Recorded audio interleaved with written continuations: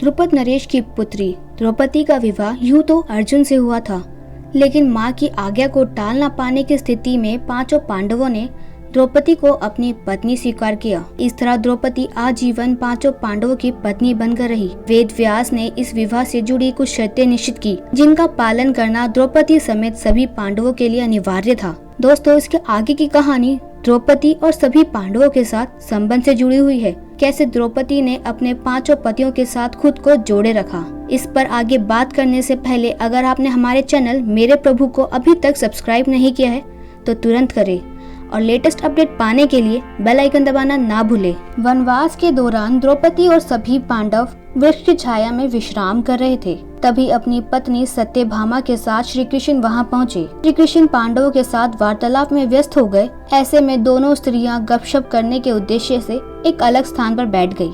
बातों ही बातों में सत्यभामा ने द्रौपदी से पूछा कि वह कैसे अपने पांचों पतियों के समान रूप से खुद को जोड़े रखती है, कैसे वह उन सभी को एक सच्चा वैवाहिक जीवन दे पाती है। सत्यभामा की जिज्ञासा को शांत करने और उनके सभी प्रश्नों का उत्तर देने के उद्देश्य से द्रौपदी ने उनके सफल वैवाहिक जीवन के कुछ सूत्र बताना शुरू किए, जो हर विवाहित जोड़े के लिए फायदेमंद हो सकता है। तब द्रौपदी कहती है कि अगर पति पत्नी एक दूसरे के साथ संतुष्ट और खुशहाल रहना चाहते हैं तो दोनों के बीच में किसी भी तरह की ईर्ष्या जैसी भावना नहीं होनी चाहिए। दोनों को ही अपने साथी के लिए प्रतिबद्ध होना चाहिए और अपने अहम को संबंध से दूर रखना चाहिए। द्रौपदी सत्यभामा को आगे बताती हुई कहती है कि स्त्री को कभी अपने पति पर नियंत्रण सिद्ध करने की कोशिश नहीं करनी चाहिए। बहुत सी स्त्रियां अपने पति की हर हरकत पर नजर रखने की कोशिश करती है। निश्चित रूप से ये उनके संबंध पर नकारात्मक प्रभाव डालता है। पति के साथ साथ पति के परिवार की भी हर जरूरत का ध्यान रखना चाहिए। जो महिलाएं अपने ससुराल के हर व्यक्ति की जरूरत को पूरा करने की कोशिश करती है, उसका पति भी उससे हमेशा खुश रहता है।